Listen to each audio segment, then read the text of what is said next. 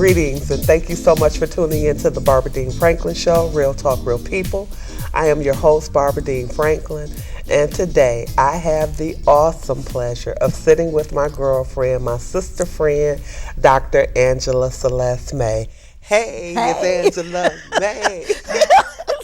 Thanks for coming on the show, for taking the time out of your busy schedule to be here with me. It's an honor to be here. Thank you for asking. I truly appreciate you, man. This has just been a long time coming. I've been waiting for you to be on the show, and I always like to tell people, you know, how we know each other. Absolutely. So Dr. Angela May was my professor at the University of Phoenix. I took her psychology course, and I went to the University of Phoenix in 2004. I was there until 2008. Not only did I graduate with a bachelor's degree, but I came out with a true friend for life. Oh, yes, yes, yes. A true friend for life. So your bio is so big, that would be a totally whole show all by itself if I tried to read it. So we're going to just talk a little bit about who you are, what you do, and just your presence over in this city.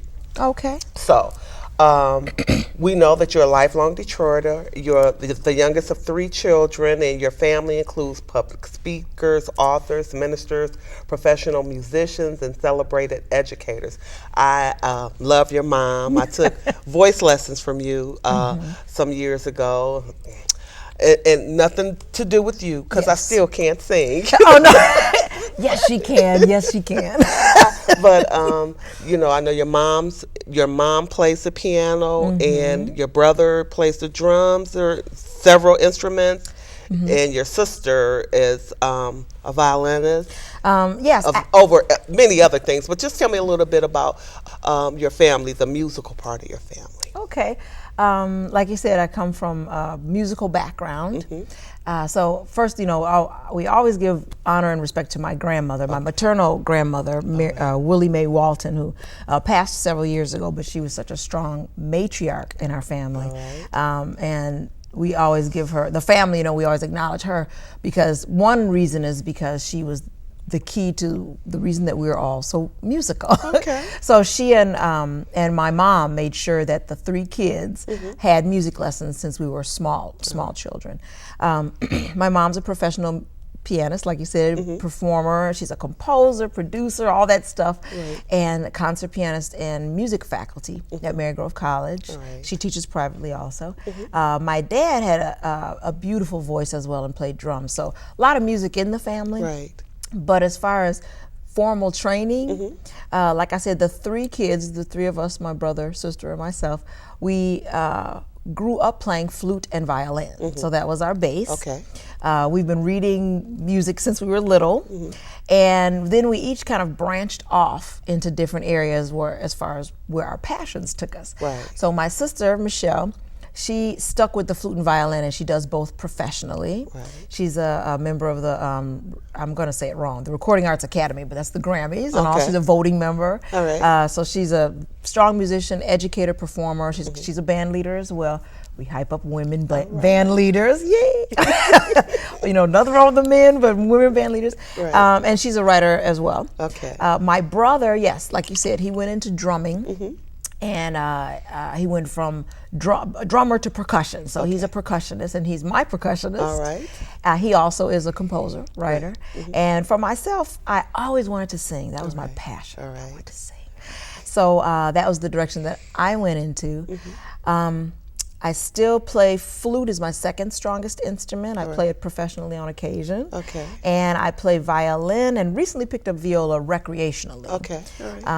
But I started singing professionally at the age of 16, and I have a degree in voice performance. A bachelor, undergrad was music, double major in voice performance and psychology. All right. Yeah. So let's talk a little bit about, since we're on the music, let's stay here just for a minute, okay? Because we have so much stuff to talk about. I'm just really excited because you have with you your album that you can get this on CD Baby. Yep. And I know that, is it on YouTube? You're out there, you can pull it up? Oh yeah, absolutely. You can, besides CD Baby, you can go to my Reverb Nation. Okay. My Reverb Nation site, reverbnation.com/CD Angela Celeste May. You can go there. Okay. And so my daughter had the awesome pleasure of being featured on one of these, one of the songs. And what I really like is that I hooked you and Shanielle up. Yes, and you did. You gave her some voice lessons, and she taught you how to flow. You know, so on one of your, you know, you do opera, you do all kind of things, and now you're rapping. You know, you're flowing. You know, and I just love that. I mean, you know, when you guys did it, I loved it, and I just looked at it the other day. I'm on the train coming from Chicago with her the other day, and I'm on, hey, it's Angela May. She's rough and tough and girly in every kind of way. You know? That's it. Exactly. You know, so it's just, I'm honored whenever I see that CD. You know, I look at that. I remember the beginnings. You know, I remember, and it didn't take you but a minute to, you know, start flowing. You know, so.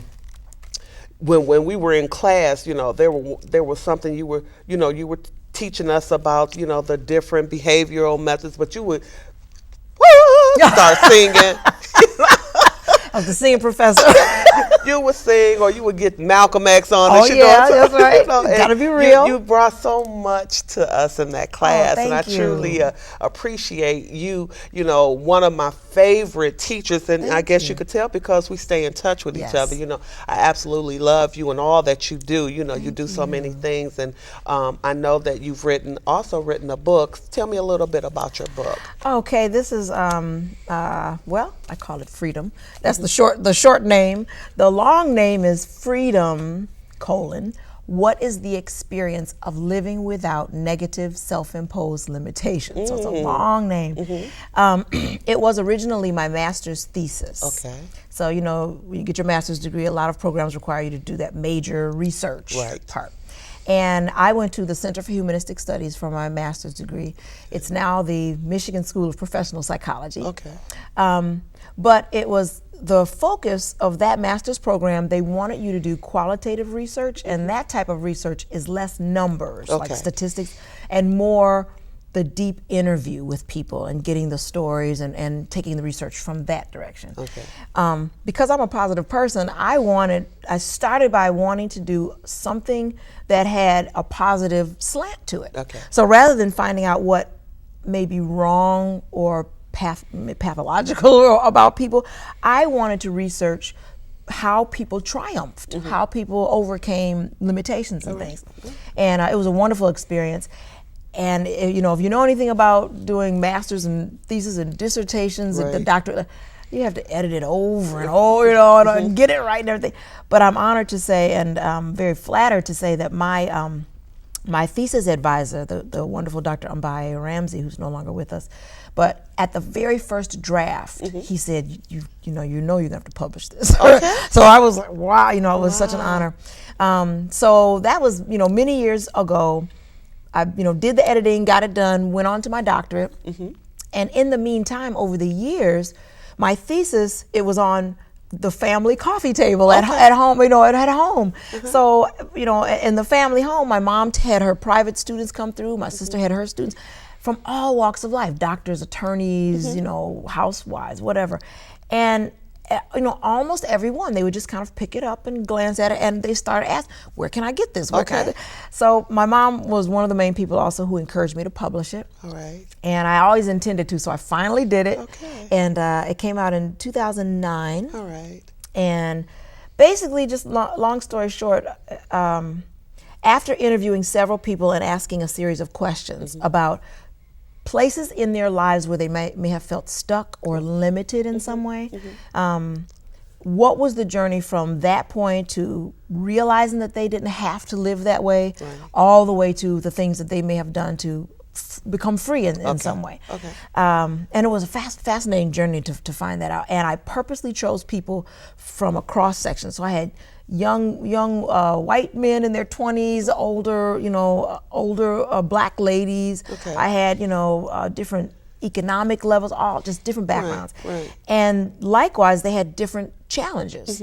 They weren't all the same, but what was fascinating were the themes that came out of it. Right. They had in common these certain themes, okay. and it was the 7 themes. So that's what's in the book, is the 7 themes about how they made that journey. Okay, well, that's really something, because as Pam and I, Pam is the camera lady that's over here to my right. As before you got here, we were talking. You know, she's into she's become a vegan, and she's just juicing and doing Excellent. raw, you know, and I saw her little pants, they're all big on her, you know, why she's but anyway, I was telling, she was asking me, are you still doing your Zumba class? I said, no, it's easy to stop doing something when you stop, you understand? Yes. And you know, I struggle with my way, I'm so tired, you know, I want to do it, but I know I have to stop procrastinating. So you know, I'm glad you brought the book, because you'll be selling this book to me, you know, this one will stay with me, because I would like to read it so I can, you know, find out how to be free of, I don't want to be, you know, held down and enslaved to my weight. Yes. You know, I want to be free to do what I want, you know, to do what I want to do. I want to be healthy. Just for me. I love who I am, all of me. You understand? Yeah, that's right. But I want to be healthy, and this is something that I just want to exercise. I want to have that energy, you know. I want to be able to conquer this. This is the one thing that I really need to conquer. So I'm going to read that book. Well, thank you. And you will. You will get it done. Yes, I believe that. I truly believe that. Now, Dr. May, you also, you for more than 20 years, you've been in the behavioral sciences field, and you and your sister, you have your own private practice. What is the name of your clinic that you have? It's called it's our initial, so it's A for Angela, and M for Michelle. All right. So it's A.M. May and Associates Incorporated. Okay. We're both co-founders, so I'm the president, she's the vice president. All right. And we founded it when I was still a doctorate student. It was my last year. And basically it's a counseling and consulting company. Okay. So over the years, we may have leaned more to one and more to the other. But we always said, ever since we started, that we never wanted it to get really large. We wanted to keep it small, serve the community, but both of us do music professionally. We travel. We do many things. Right. And so, that's in your song. You know, I do many things. Okay. Buy the CD. No. I do anything.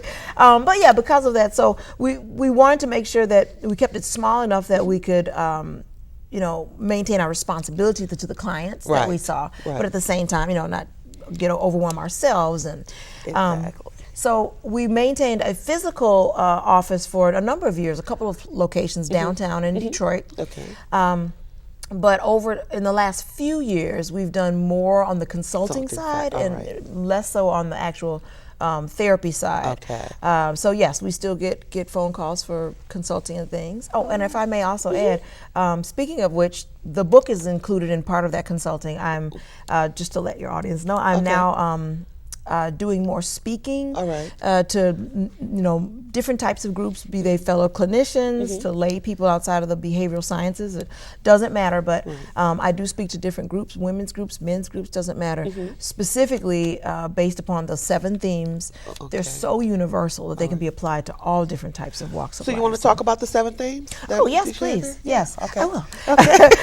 Okay, so real quickly, the 7 themes are, I'll just kind of say each one. The first one that all of the people I interviewed had in common was they spoke about the origins of living with, with or without limitations in their lives. Okay. So, you know, you start with the background, you know, the way that you were raised, your influences, things like that. Right. What were those messages that at some point along the line, you know, just became a part of your mental thought process, even if it's no longer conscious, but you keep it with you.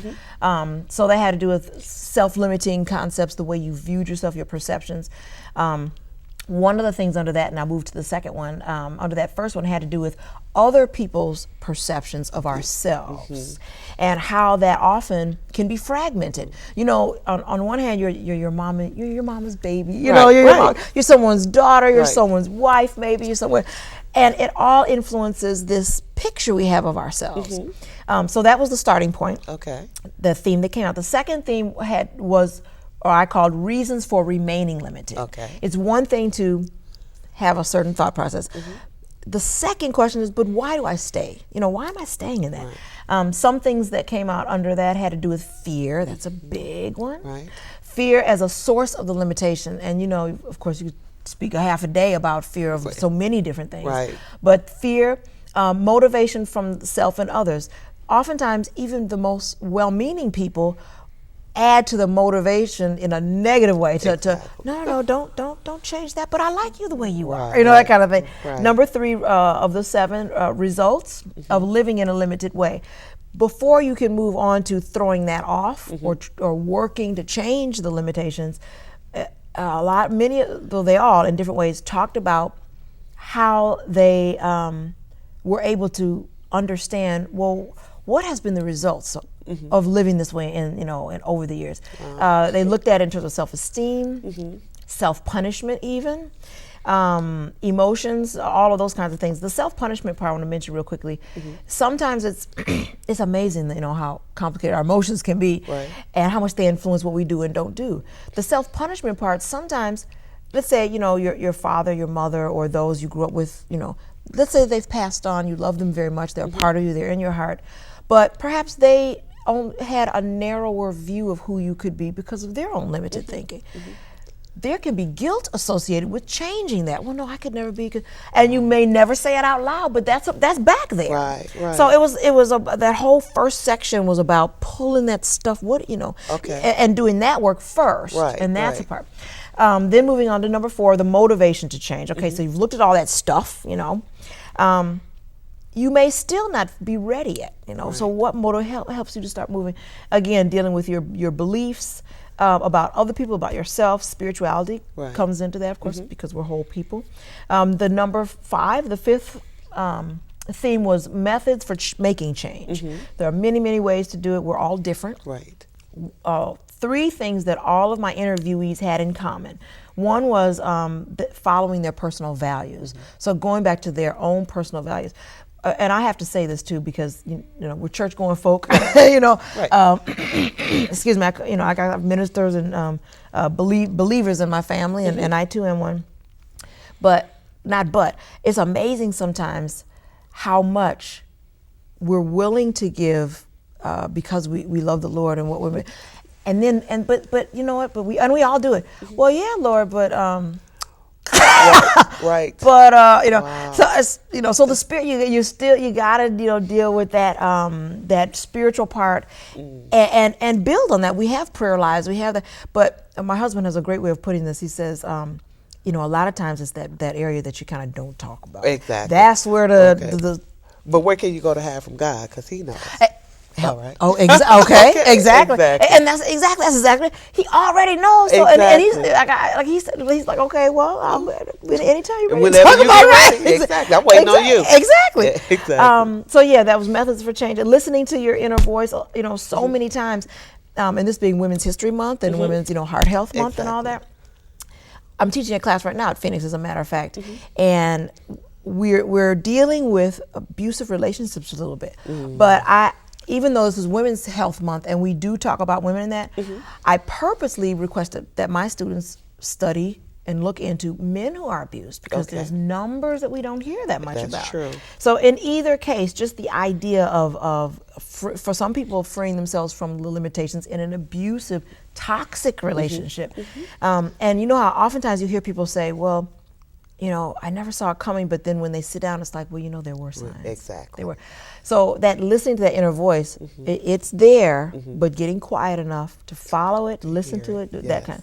So the last 2, number 6 of the themes, the kinds of changes that were made. These people made many different kinds of changes in their lives, but the 3 main things that they all had in common, one was, of course, their outward behavior, the behavioral changes. They almost all said they were more productive in ways they didn't expect. They're working on this over here, like you said. Maybe they changed their eating, exactly. But they found they were more organized in their work life, maybe as a result, because they had to plan their meals. They had to step back, and that they're developing that habit and found that, oh wow, this over here is tightening up. So behavior changes was one. Changes in the thinking process. That was another change. Many of them said that they had more clarity and more focus. Okay. I think one of the things that keeps us limited, regardless of the limitation, is we go on automatic, and Just do what we used to we do. do what we do, you know, and all that. And so I think definitely stepping back, having more focus, you start to do that in other areas too, and having more clarity. And then the third area of change that they all reported was the changes in their feelings and their emotions. Okay. They reacted to similar situations, but their reactions were different. They may have been less anxious. They may not react as strongly and taking their time, things like that. Okay. And then the final one, number 7, the results of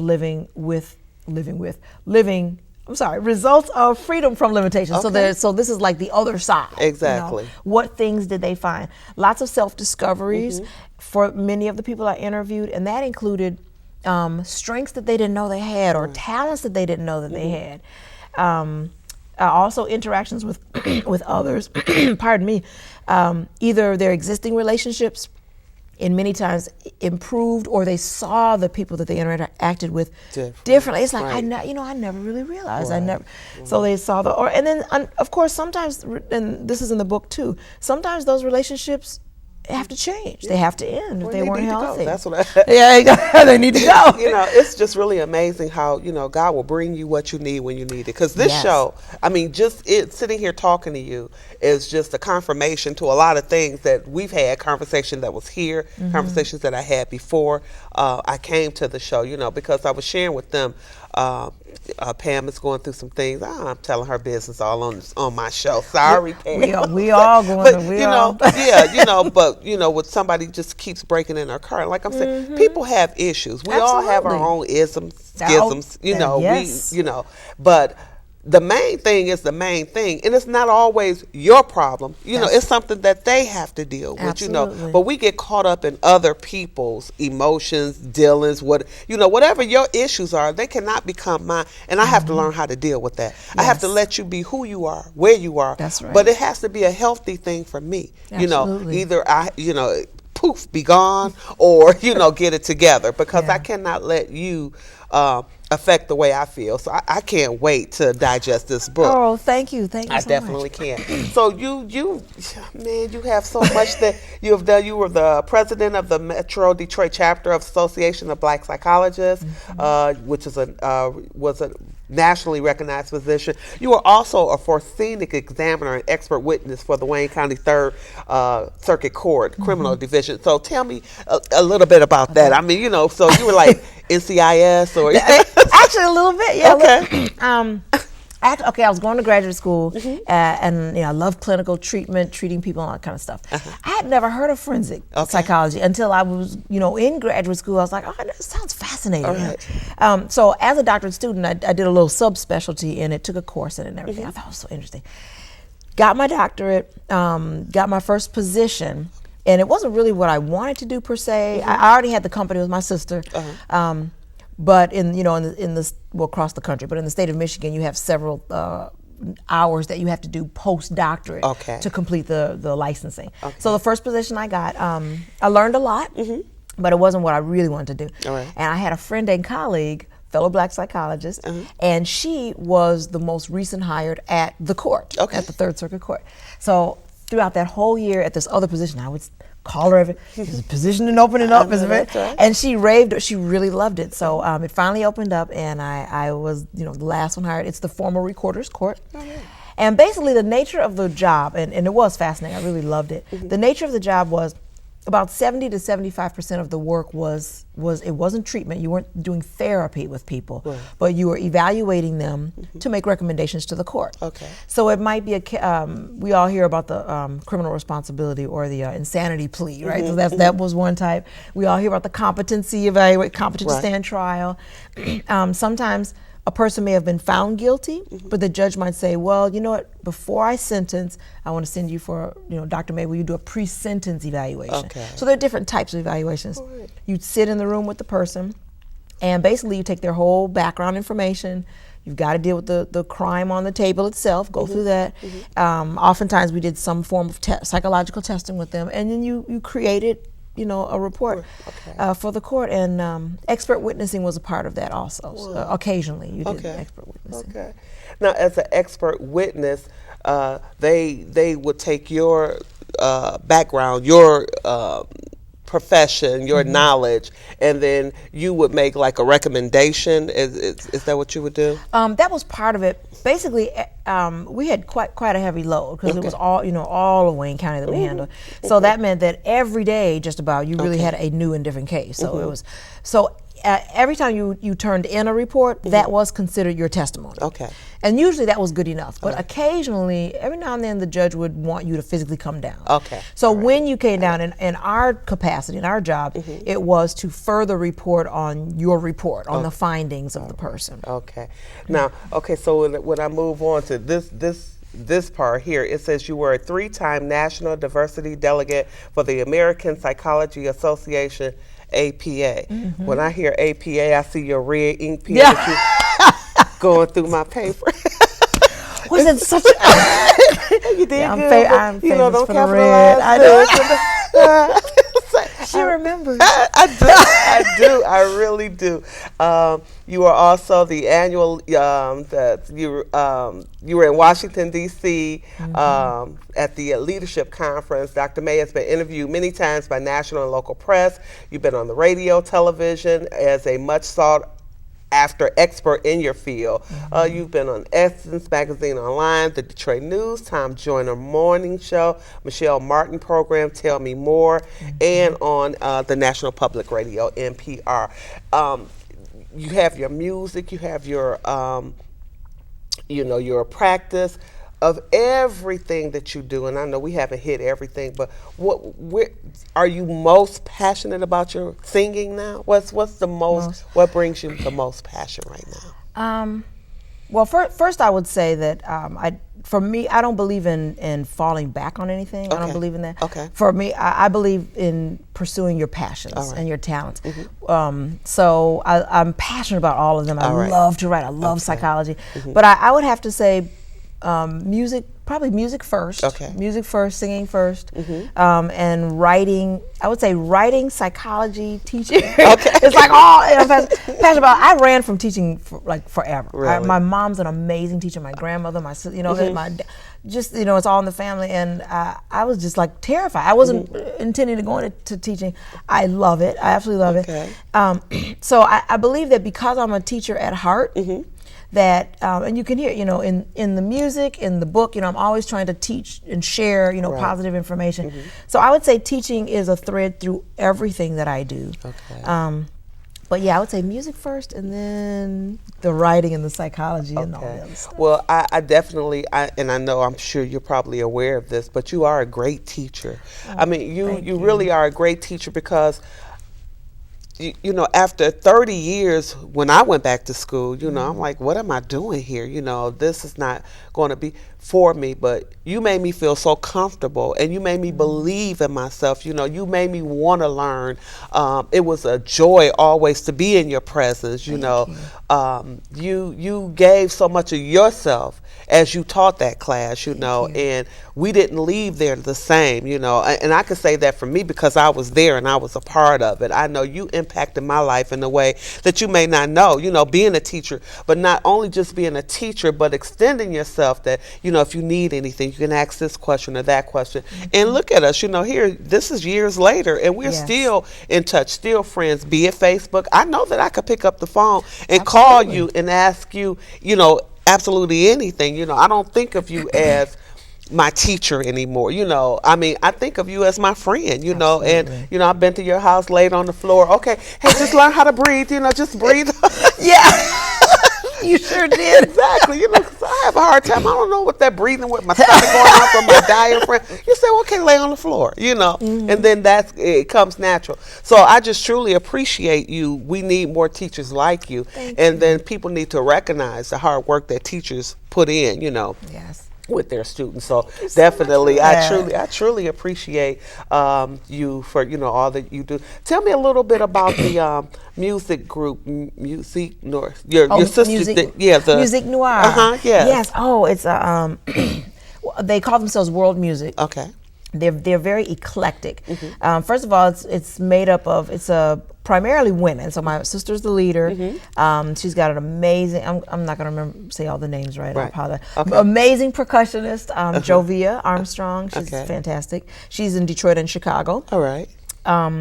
She has Leah is her violinist, violist. Okay. She has Leslie, who's her violist as well, and she has other people in there in terms of bass players and things. It's a unique sound. She does not use keyboards. All right. So it's a primarily string and percussion group mainly, and they do amazing things. And they're all educators. Right. They're all music educators. They're all have had their own groups and things. And fantastic. And they travel all around. It's just not local here to Detroit. Exactly. They're mainly based in Detroit, but yeah, they go to Chicago, and they will be expanding more as well. Okay.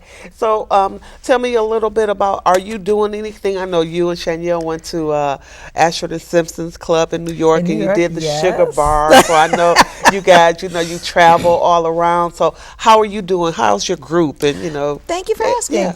Actually, we just played this past weekend. We just had a little gig there, a little showcase.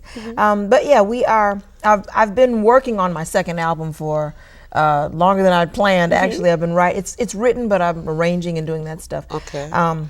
Life kind of got, had to readjust some things and moved and all of that. But right now, I am working on the second album. Took a break over the winter months, and so my band and I are about to start rehearsals again today, actually. All right. And yeah, we're definitely looking to perform and be out more this coming year. But long term, definitely new albums, performing nationally and internationally. I see all that in the future. So yeah. I also want to mention too. I'm sorry that I also have a smaller little jazz trio. I call my bigger band Urban Fusion. It's not the name of it, but I call the music Urban Fusion because it's eclectic. It's like soulful, jazzy. It's got rocking a little bit, all that good stuff, R&B. But my little small jazz trio is my brother on percussion, my mom on keys and voice, and myself. So we do that as well. So. All right, okay. Well, next time you guys are out, let me know. So I definitely want to be a part of that. And when you talk about your second album, I know you're a perfectionist. So I know that whenever it comes out, it's going to be well worth the wait because you take your time and, put your all into the music. Let's talk a little bit. You're married? Yes, I am. Okay, so we want to give a shout out to, to what's his name? Richard D. Scott. Richard D. Scott, that's right. Exactly. Richard Donaldson Scott. Okay. Exactly. And then you even give a shout out to your cat Malcolm May Scott. Shout out to Malcolm Scott May Scott. Malcolm May Scott. What kind of cat do you have? He's a tabby. Okay. What is it? American short-haired tabby. Okay. He's we don't think he's overweight. He's very active. He's very active. Okay. Right. Well, they say you can see the health of your cat if you look down, and you should see and all that. Yeah, right. Right. I have a blue Russian, and his name is Blue, but he's gray, but we call him Blue. And I told my daughter the other day, I said, babe, you need to take him to the vet, because when I look down on Blue, he looks like carpet because he's he's so fat. He's not active. The most that he does is jump up on the bed and all up in your face when he's ready to eat. He acts like he acts like he's starving, but he eats all day long. So, but yeah, that's the life of the house, Everybody loves Blue. When people come to visit, the first thing they said is, "Where's Blue?" Exactly. Same. Well, Malcolm, he's very active. He is very active. He has a little bitty waist, a little bit of weight. Right. But he's such a big cat. When people see him, they think he's a bobcat or something. It's like you said, we call Blue cat dog. See, there you go. Somebody's at the door. He's walking like he's guarding or anything guarding. Like that. That's right. Exactly. Dr. May, I truly, truly appreciate you coming here. Sharing with me. Like I said, you do so much. So we'll have to have a part 2. Of some other things that we didn't touch on. But one thing, that I wanted you to do is just share with the viewing audience. I just spoke with a group of women. We're all going through something. And like you said, we have many hats, we have many roles. Yes. So people somewhere out there, they're stuck in life right now. Just look into the camera and just share with somebody. Give them a little hope. Just share. Just leave them with something. Okay. Well, all right. Okay. Well, I will certainly try. I would say to anyone who's feeling stuck right now that maybe the first thing is that you're already okay. That's the first thing. We all have things we want to change. We all have areas we need to grow in. I know what it's like to be an emotional eater. I know about that. Or whatever the case may be. But even though we want to grow and we want to change some things, I think the first thing is to remind, if you don't do anything else, remind yourself, start every day after, if you are religious, Grandma taught us, I thank and praise you, Lord, every day you open your eyes, to be thankful. I would say to be thankful, first of all, for what you have at the moment. As bad as it is, number one, be thankful for what you have at the moment. Yes. Number two, when God actually put his hand to create you, you were beautifully, perfectly created in that moment. So you're already okay. Everything else you're trying to work on and fix, you will get it done. But first, acknowledge and celebrate that you are a beautiful creation of the Lord at this moment, even before you change anything. I think that's real good right there, because a lot of times we're so busy trying to be. Yes, exactly. And you already are. Exactly. So, again, I'm going to thank you. I already have this album, so I don't have to digest on, but I'm waiting on your next album. Thank you.